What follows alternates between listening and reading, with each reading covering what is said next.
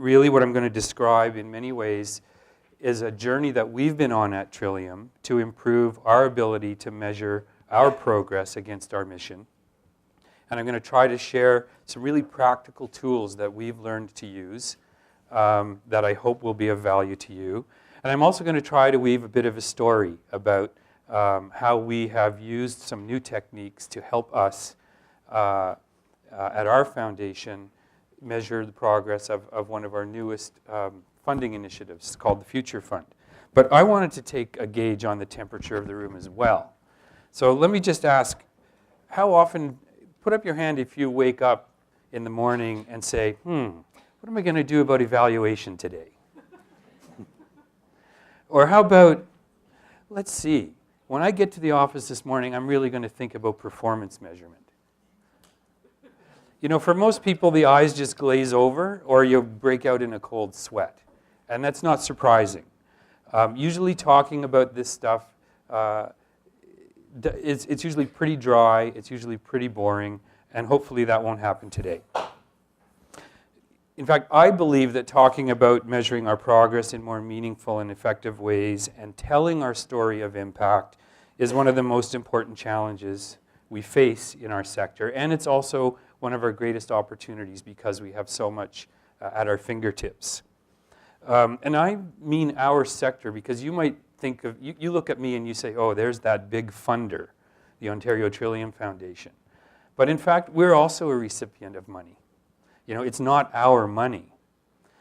We also have to account for every dollar we spend on behalf of the provincial government and the taxpayers of Ontario in terms of how we put that money to good use through you in the communities that we serve.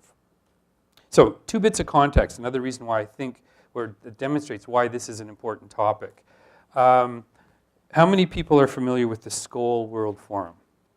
It's one of the largest global gatherings of people, particularly in the social innovation movement. It just met a couple of weeks ago over in Europe. And an interesting review by Jason Saul from the Stanford Social Innovation Review, where his second key observation from this year's Skoll World Forum was that measurement is no longer optional. It had its coming out party, he writes, at Skoll this year. And the language and references were very different as well. In previous years, when people talked about measuring performance, they talk about effectiveness, accountability. The language is shifting to returns, moving the needle, measuring value. So foundations, and it's true for corporations as well, this issue of measurement is more and more moving to the center of the radar screen from the periphery. In a more local context, I'm sure all of you read with great interest, as I did, the Drummond Commission report. How many hundred recommendations? 365 recommendations. Well, some of those recommendations hit home in this area. Drummond argued forcefully that there's room for improvement on the government side, which includes us, in terms of streamlining administration, ensuring that accountability frameworks focus on outcome metrics. And that's something we'll point to today as well. But the recommendation that he made was that we should reform funding practices in the nonprofit sector to increase flexibility, reduce administrative costs by focusing on measuring outcomes rather than inputs. And I think that's a challenge we all face in this room today. So here we go. A few good ideas, and I hasten to add, I'll let you judge whether they're good or great. What I will tell you is they're not original to me. My definition of innovation is taking really good things and combining them in new ways. And so what I'm going to share with you today are the good ideas that we've embraced at Trillium to help us advance our work and hopefully yours as well. These are the 5 good ideas. And we'll move through them fairly quickly and hopefully leave lots of time for questions and comments. So to the first one, map to the why. I think I've already mentioned measuring progress is mission critical. Grant makers and grantees alike need to learn how to advance our missions in complex environments and changing times. But how can we really know if we're delivering on our missions? The fundamental challenge of learning in the kind of complex environment that we operate in is that nothing stands still long enough to finally learn it. So the goal of our learning needs to shift from what we used to call lessons learned to a focus on taking actions that increase impact. So from an evaluation and learning perspective, this means not waiting until it's too late to learn about something, particularly not waiting until it's too late to learn about whether we're having the intended impact or not. And it brings to mind, I've put up for you, some may recognize this. This is the model that Jim Collins uses in his famous work on good to great. And if you haven't read it, I've included in the materials a reference to his good to great for the social sectors. I had the great opportunity of being in a workshop with Jim Collins a few years ago, and he put it to us this way. He said, the question we need to address as funders in the nonprofit sector, and that our grantees need to address, is how effectively do we deliver on our mission and make a distinctive impact relative to our resources? And that's caught up in his framework here, which if you're familiar with it, where the three circles meet in the Venn diagram is what he calls his hedgehog concept. Let's call it the sweet spot. How do we maximize our impact? What do we do the best we can do with the resources available? And then how do we measure that progress? So in the context of the complex nature of what we're trying to address in our world, traditional models of formative and summative evaluation are less relevant today because the learnings come too late to make a difference now. Data about impact will not be available until long after a complicated, interconnected web of actions on the part of any number of independent actors or forces come together to produce some downstream result. At that point, even the deepest analysis of impact data cannot help pinpoint the specific actions that caused the longer-term result. I know Ratna is going to ask me later about the attribution-contribution challenge. That's what we're trying to address. At OTF, we've faced that exact challenge with our newest funding program, which is called the Future Fund. How many people here are familiar with the Future Fund? There are a couple people from the environment sector. You're not involved with the Future Fund grant, are you? Not anymore. You've reported on it. So you're in my talk today. The Future Fund is a strategic granting program that began in 2007. It has a goal of achieving lasting impact on major challenges or issues facing Ontario through deep granting, which is a major departure for us.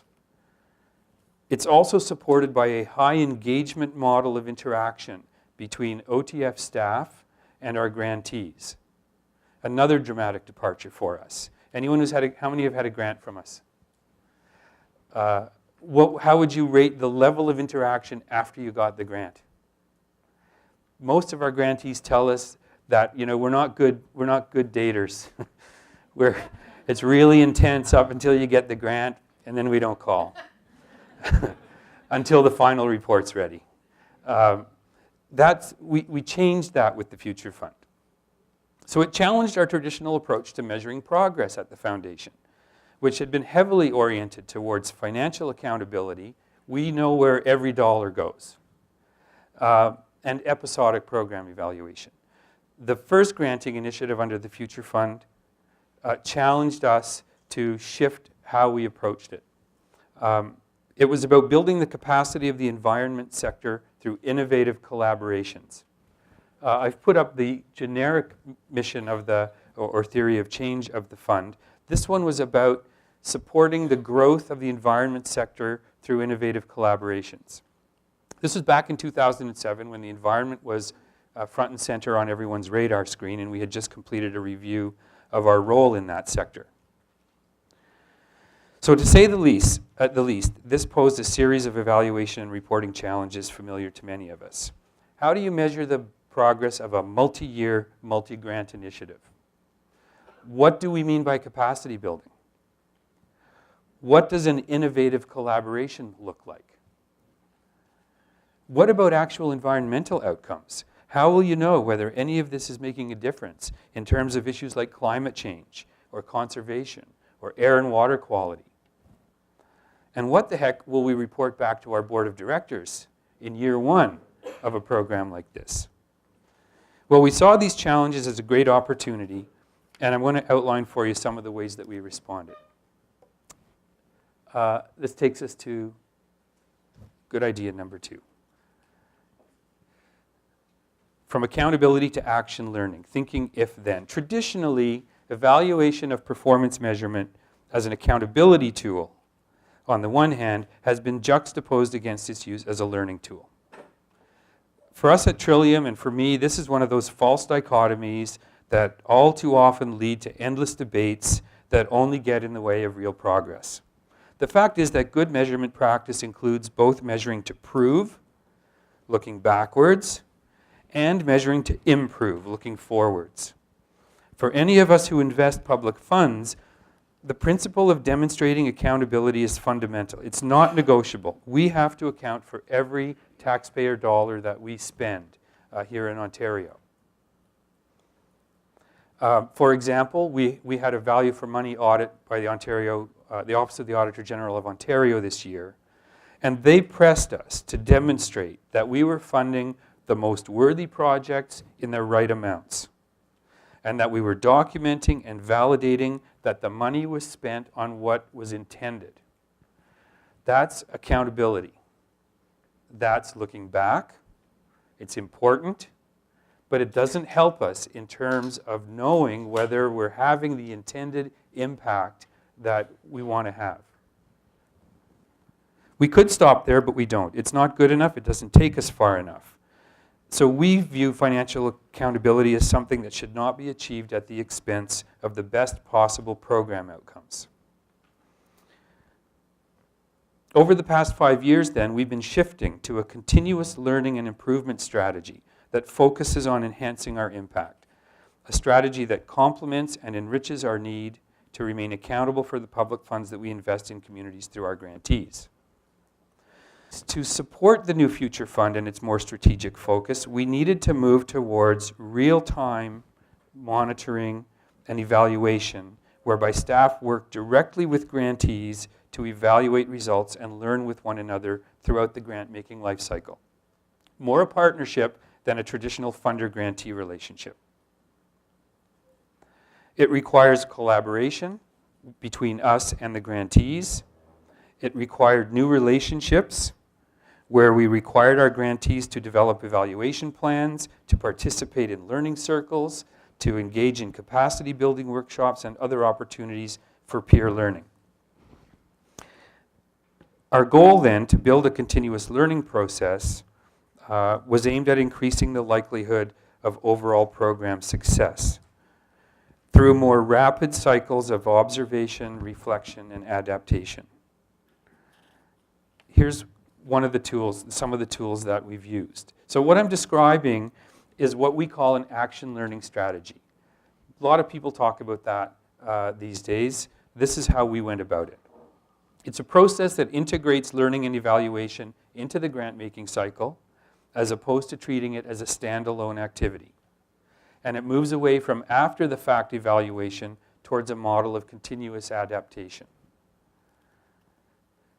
Here's how we did it. The first slide that's here is an example of an emergent learning map. How many people have been through an emergent learning exercise and emergent learning map? So this will look familiar to you. This is a technique, a tool that's very easy to use. It's extremely powerful if you do it well. And what it aims at is working from lived experience and real stories of what you've accomplished in the past through a process that takes you to future opportunities to test real evaluation hypotheses that will inform your work as you move forward.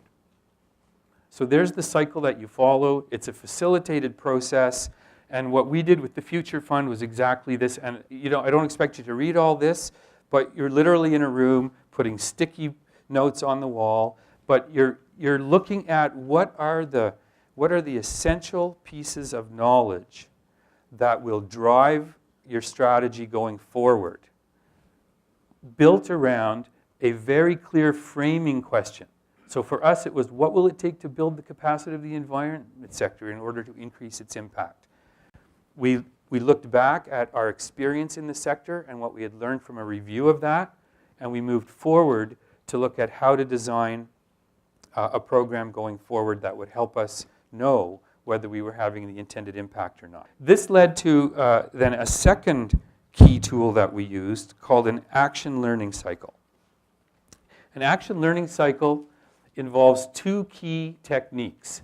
And they're actually, it's kind of funny, when I entered the room, I saw that recycling bin over there and it said USMC. When you see the acronym USMC, what do you think of?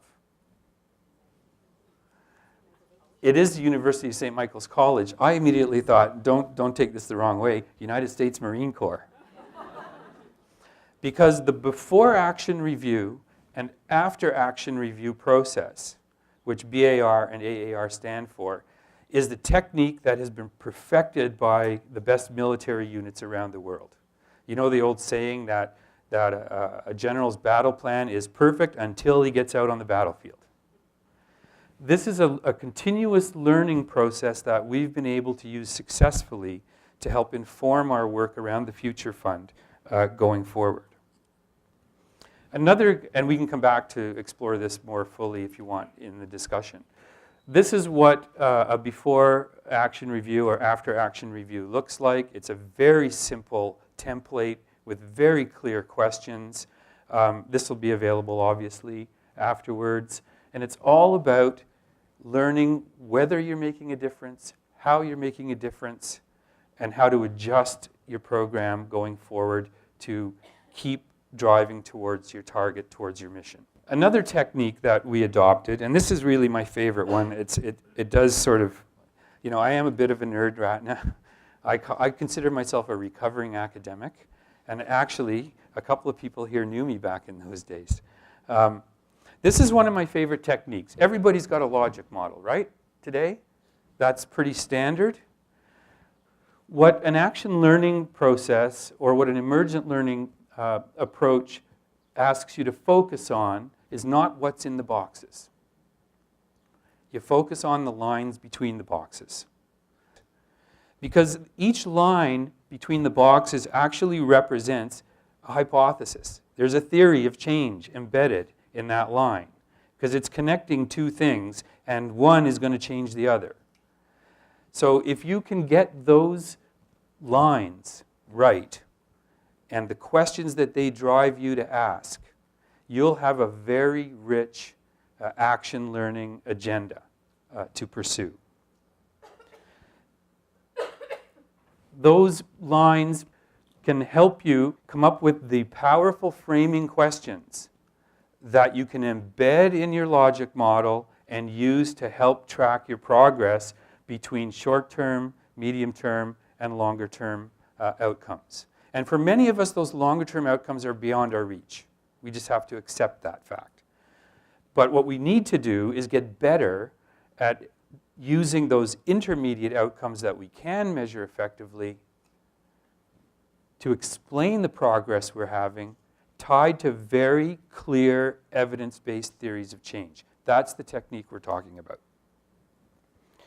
So the next slide summarizes for you how we use these techniques to establish a series of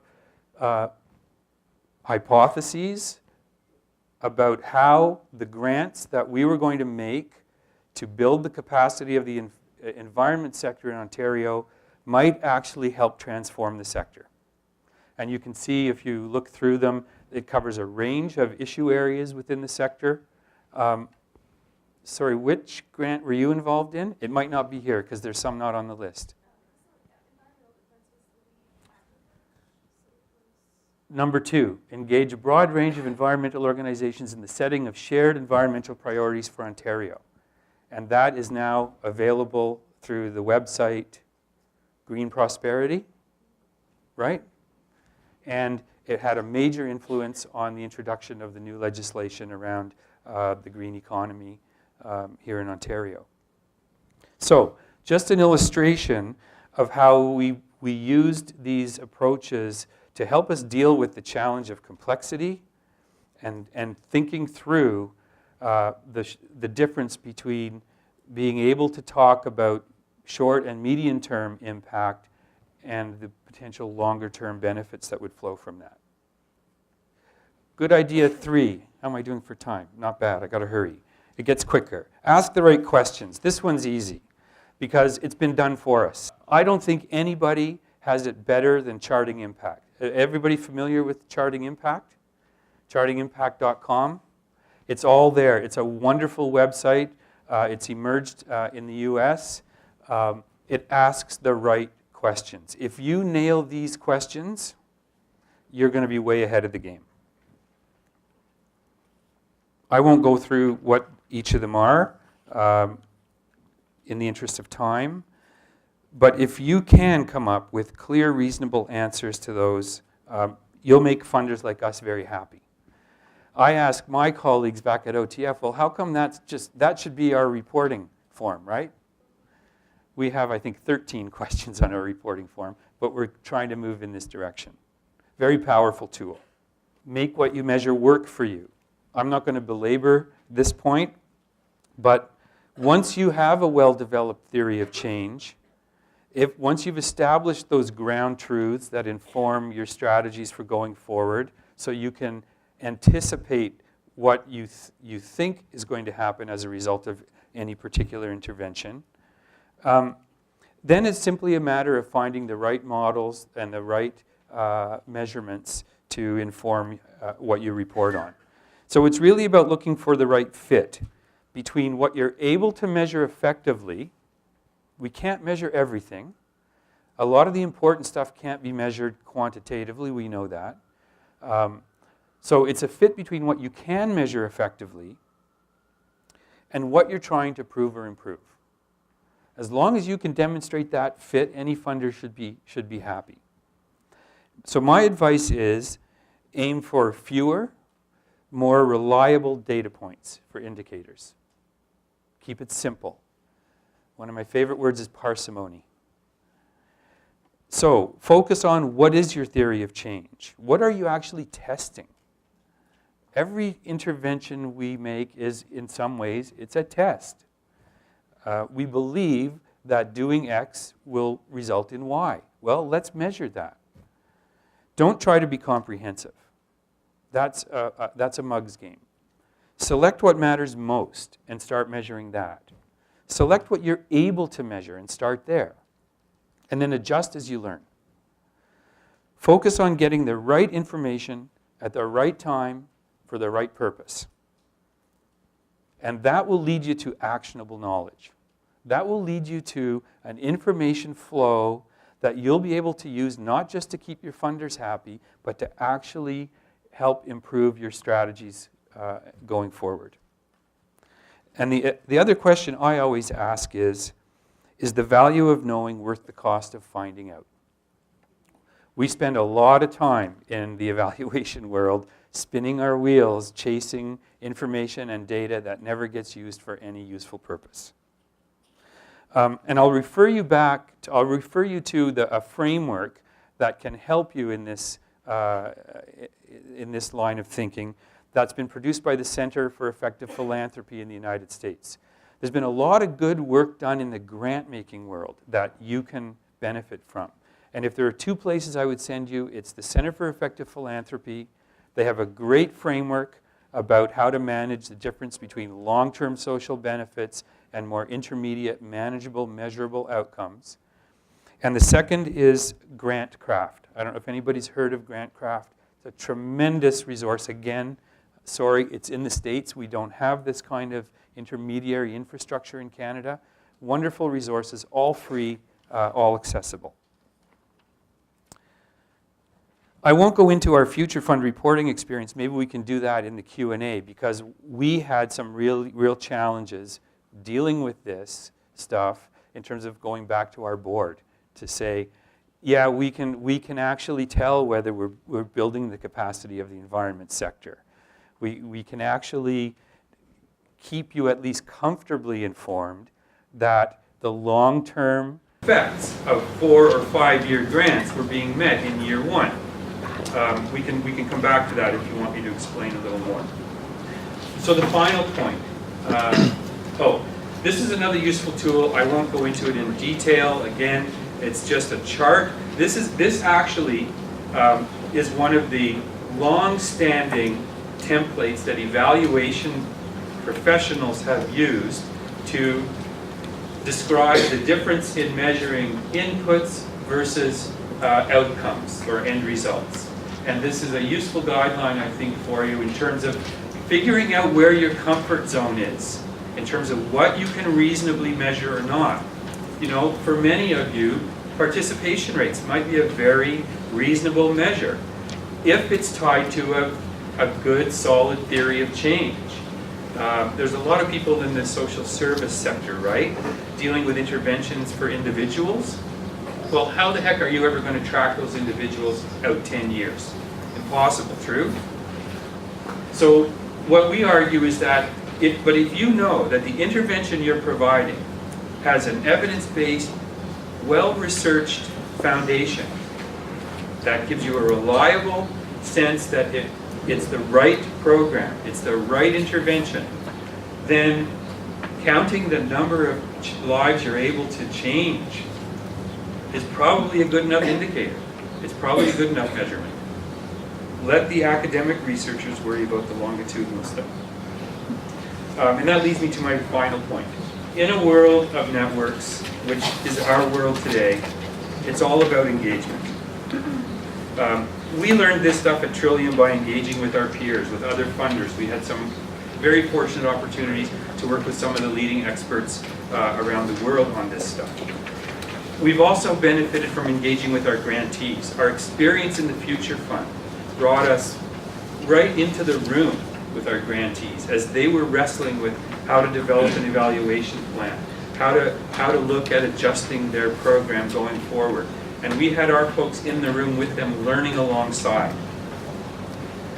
So ideally, measuring our progress should be conducted in partnership between the funder and those who are doing the work. We know from our experience that maximizes the learning process and opportunity. It can help minimize the burden on the grantees, and it can ensure that the learning that's taking place is relevant for both partners. I know you all know that when you file final reports, you're asked to report on indicators or outcomes that are never used for anything. This helps mitigate against that inefficiency. So we're always trying to find what my colleague at the MasterCard Foundation, Gail Berkowitz, calls the sweet spot, where funders and grantees, where for funders and grantees, the felt benefit in terms of learning is greater than the time invested. So through our Future Fund, we've started on this journey to become not just a learning organization, but to be part of a broader learning network through new relationships with our grantees and with other peer organizations. And I encourage you to, this is a great example of that. I encourage you to keep this idea in mind as you go forward and to think of us as a potential partner in that.